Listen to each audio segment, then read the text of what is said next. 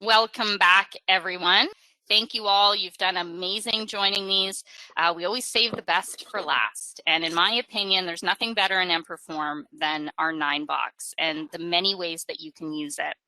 So I am happy that you can spend the remaining 30 minutes with us going through this amazing tool, but you haven't seen anything yet. The 9-box is truly spectacular. So with that, I'm going to hand things over to Lonnie Holmes. She just presented our compensation management session, and she's back to tell us a little bit more about the 9-box.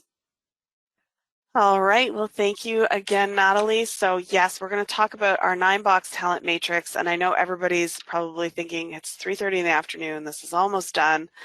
They saved me for last because I'm going to try and keep you all awake with my dynamic personality. Just joking. Okay, so we're going to talk about our 9-box talent matrix. I'm going to show you a little bit about that in emPerform. We'll talk about, what things you would want to know and understand before getting started with the 9-box and what's involved in implementing it. The 9-box is actually one of the simplest modules available in emPerform to set up. It has probably the least number of moving parts, but can have a pretty significant impact in terms of how businesses assess their talent across their organization. So what's the purpose of a 9-box? Most people in here probably know and have heard of 9-boxes and talent matrices and things like that they can be used to help sort of understand holistically where your workforce is placed in terms of their current performance and their future potential. And we think about this more like succession, right? As we know, in the last several years, we had lots of the, baby boomers sort of make their way out and retire, leaving a lot of empty spaces in workforces across various industries.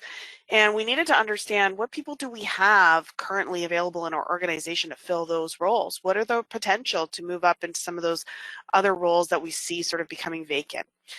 And then we want to actually invest in the right people through the right means. So what does that mean to us? Well, we understand that putting people in the right place, doing the right thing based on their skill set is important. And we need to understand what is their skill set? What are the things they're really strong in? What are the things that they can do for us at another level of the organization that takes us a little further and pushes them and gives them opportunities as well to sort of push themselves into another realm of possibility with your organization? We want to retain our top people.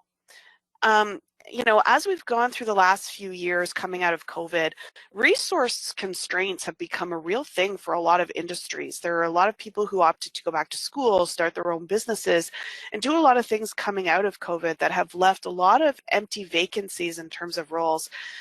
So we want to be able to retain our top people, make sure that they're satisfied in their roles, and that we are calibrating our expectations and theirs to ensure that their development path is being addressed and that we have somewhere for them to go from a succession perspective. And better plan your prospects. So, as I've talked about, succession and leadership is a real thing. And as leadership moves out and other people need to take those roles, we want to potentially be able to promote within our organization where possible.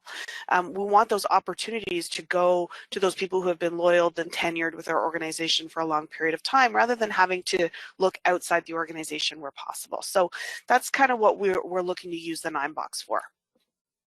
So how does it work?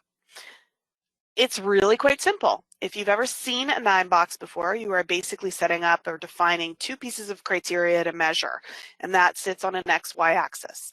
Now, predominantly when we look at a 9-box, the idea is that we have an XY axis that is performance and potential. So we want to know, who's performing at a high level, who also has, a high level of potential to be sort of taking on more or addressing other gaps our organization may have.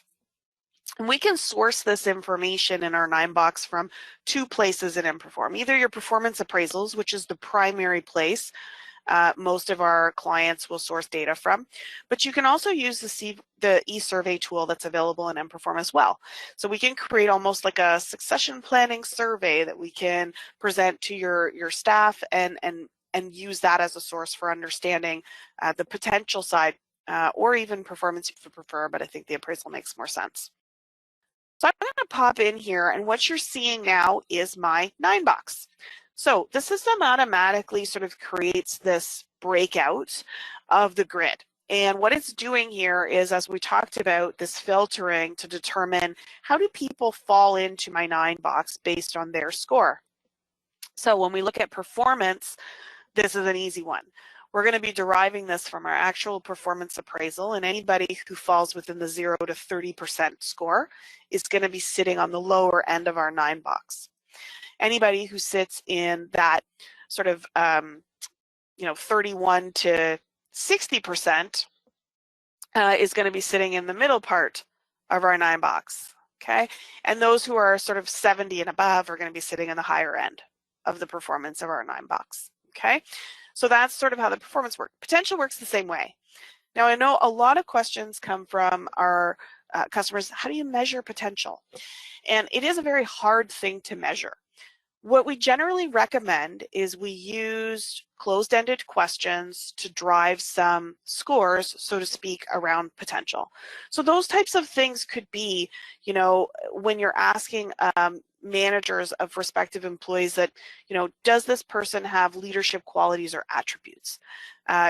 Is this person ready for promotion or could be ready for promotion in the next 1 to 5 years? Does this employee encompass all corporate values? It could be all of those things that have either a yes or no answer or a selection response. You could say, well, when do you think this person would be ready for more responsibilities? 6 months, 1 year, 3 years, 5 years. All of those things can be associated to a score. So if the answer is yes, they get a 1. If the answer is no, they get a 0. And same with your selection options. So if they answer 6 months, it's a score of 4. If they answer a year, it's 3, et cetera, et cetera. So most of my folks are probably sitting more up in these areas, and which is why they haven't changed. Okay, so that's great. We have some good high performers in here. From a potential perspective, I may also want to do the same thing. So I may change this a little bit as well. I may say, well, potential, I'm going to put in around 40. I'm going to put in again around 80% for the high end, and I'm going to apply this. And again, if I don't see any changes, it's because everybody is reflectively already sitting probably in this average zone already. And you can see most of my staff actually sitting smack dab in the middle, which is very, very common across most organizations. But you can see how as I change that grid, the grid's actually changing those numbers right in the 9 box for me. So if I wanted to see who are these 8 people, right? You're thinking, well, this is great. Look at all these beautiful numbers, but who are they? I simply just click on this box and it's going to open up some additional information for me about who these 8 people are. So first, it's going to list for me the 8 people that are in this little grid for me. And then it is going to show me their potential score and their performance score. So I can sort of see who are my top performers and my top potential makers in this grid. Okay, so in this group. So right now, May is leading the pack. So maybe I want to understand a little bit more about this group. And we can talk a little bit about then qualifying questions as filters. So here are a series of qualifying questions that we have used. You can use these if you have others that are more specific to your organization. These are completely configurable based on what you would need and can be very industry specific. So for instance, does this employee demonstrate leadership ability? Yes. So let's say I want to apply that. So I click on that yes, and I want to apply that. And guess what? My list now goes down to 5. Okay, so now I've gone from 8 to 5 in my grid. And hey, look at that person that was my top performer, top potential. Guess what? He's not there anymore. So even though they have great performance and they have great potential, they aren't quite in a situation where they're maybe necessarily ready to be a leader at this point. That's okay. But we still have this great pool of individuals that do demonstrate some great leadership abilities that we may want to speak to or consider for other roles within our organization. So that's how we can use that. Now the beauty is you can sort of flip back and forth. We can filter on multiple qualifying questions and continue to drill down into some specific criteria that we may be looking for. In addition to that, one of the newer features, as you saw today, we're bringing out our new release of emPerform, which is going to be amazing. But one of the great things they've added to the 9-box is some additional filters in here. So this is actually a new functionality that was added to the system. So while you can also filter by qualifying questions, you may be looking to actually filter this down to specific divisions or departments within your org levels. So maybe you're looking for somebody who fills a certain job class, or maybe somebody that's in a certain department. So I can select that here, and I can just sort of drill into different departments and do a search and see who's in there. So this is a great option as well if you want to be able to drill down into some other specifics.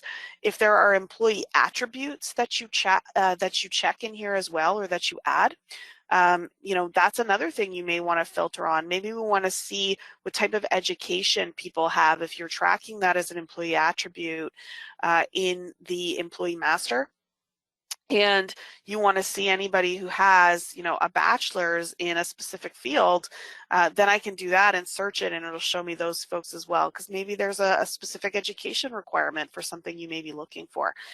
So that's something else to consider as well. This is really helpful. You may also want to understand, you know, people's hire dates. You know, what's a range of date that we're looking for?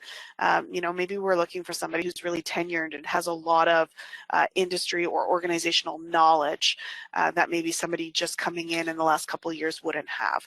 So there's lots of benefits in some of those filters as well, outside of just your qualifying questions, that are available here.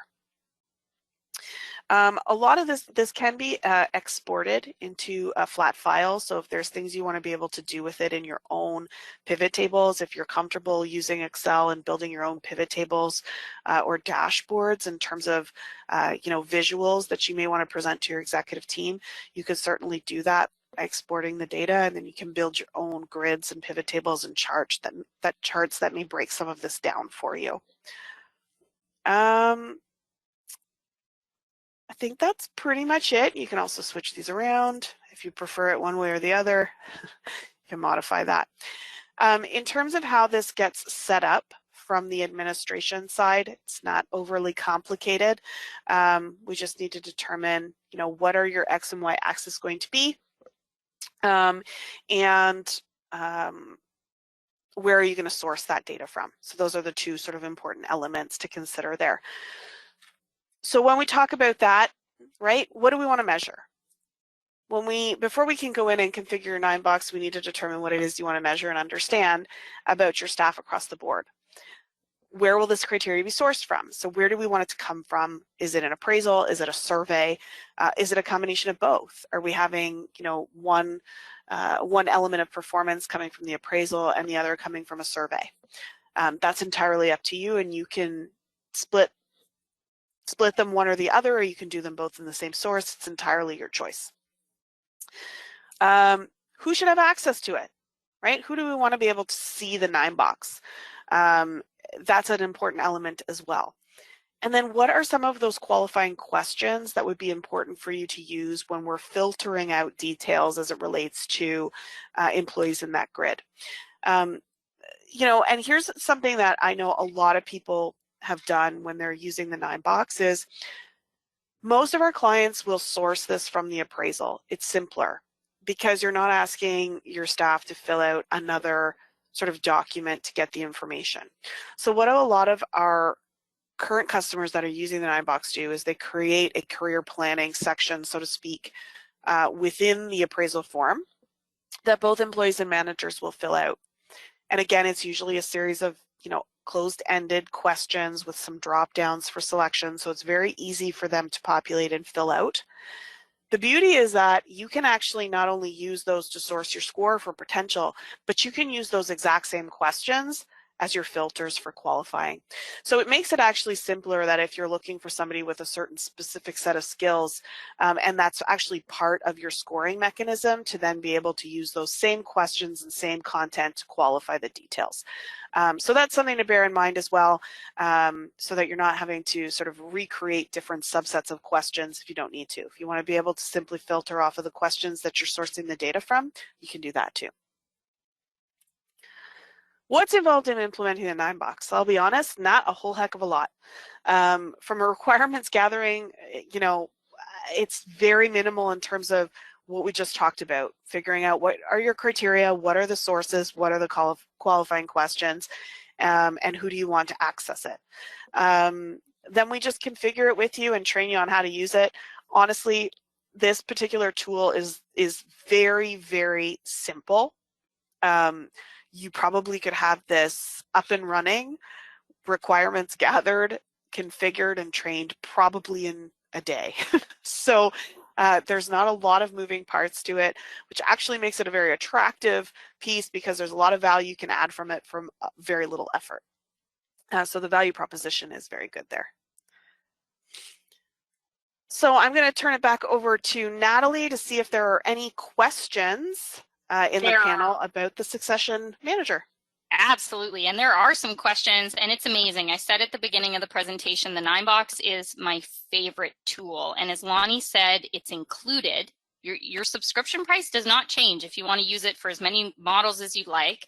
There is a little bit of training because we want to get it set up with you, but ultimately it's taking the data you're collecting in your performance reviews and it's displaying it in a way that you can identify those important outliers.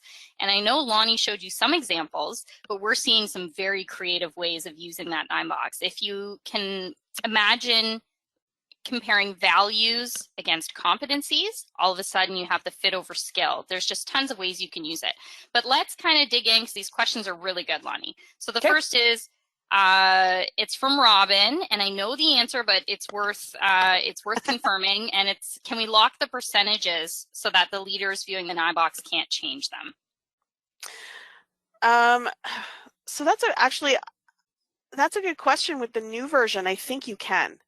Oh, we'll have to get that confirmed because up until we couldn't. Yeah, so I know that up until we could set a default in the back end, and you can set a default, but it has been changeable at the front end by managers for them to be able to sort of reassess where people would fall based on some of those parameters. I don't know if in the new version they've modified that because that has been a request from a couple of customers in the past. So we'll definitely confirm if that's part of the new release. If not, Robin, I would absolutely recommend putting that idea on our ideas portal that John had mentioned earlier today, because it is actually one we've heard before. So it would be good to get it up there and have some people vote on it so that it could potentially be included in the next release. Love it. So Robin, we will follow up, and if it's not there, let's get it on that ideas board. Can you limit access to the 9box to specific people? That's a good one. Yeah, so the beauty of the 9box is it actually has some security parameters around viewers. So within the back end, you actually have a window called viewer assignment where you assign who can see the actual 9box. And only those people assigned to it would have visibility to it. And they're the only people that actually see that talent matrix menu at the top of their homepage. Yeah, and it isn't just like you enable it and everybody has access. Absolutely not. You choose who's involved in each of those models and who can then see it. So if you just wanted to use this as an HR tool to start, you can do that absolutely. Your managers won't even know it's there until you actually add them into those models. Exactly right. Yeah, okay. The next is, does the 9box have the ability to produce a plot matrix? So this is so you can see if people are close to the next boxes. So currently, no. It doesn't do any type of plot matrix or charts that way. It just sort of bases on the current data where they would sit in the 9box. Certainly, as I mentioned, you can export a lot of the data and probably build some of those things and those visuals in Excel yourself if you really wanted to, just because it's a raw data file, so it'd be easy to pivot and create some visuals around that. But that's a good suggestion. It is a good suggestion. And I will say, when you click into each box, you do see the summary of the employees there, so you can easily sort by who's at the higher end of performance and potential, but it doesn't visually plot it like that. It just puts the people in the blocks. But yeah, that's another idea portal submission. I love it. Okay, I have one more question here. Can you give access to all managers, but only for their own department or group? That's a good question. Good. Okay, so yes. So the question is yes, and the answer is yes and no. So I could create multiple succession or talent matrix models, and I can make them department specific. So, you know, if I have 12 departments in my organization and I want to be able to have different viewers per department, then I would actually build one and copy it, and the people who are assigned to that particular model would be based on their department.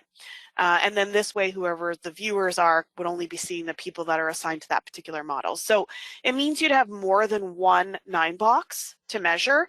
But the good news is, you know, there's not a lot of setup involved in creating the 9-box, and you can do a lot of copying. So it actually makes it really quick and easy to do. And this way you can limit the views to those people who would only need to see certain groups. Excellent. Well, I think that was a perfect summary of the 9-box. Hopefully we've inspired some of you on the call to get started with it. It is such a valuable tool just for, you know, data visualization, but being able to drill into your employee groups to identify trends and some anomalies that'll really help you make some good decisions. It's very crucial. So with that, this is officially the end of the emPerform Live user group sessions. So thank you all for joining, and Lonnie, thank you for a wonderful overview of the 9-box. Take care. Bye. Bye now.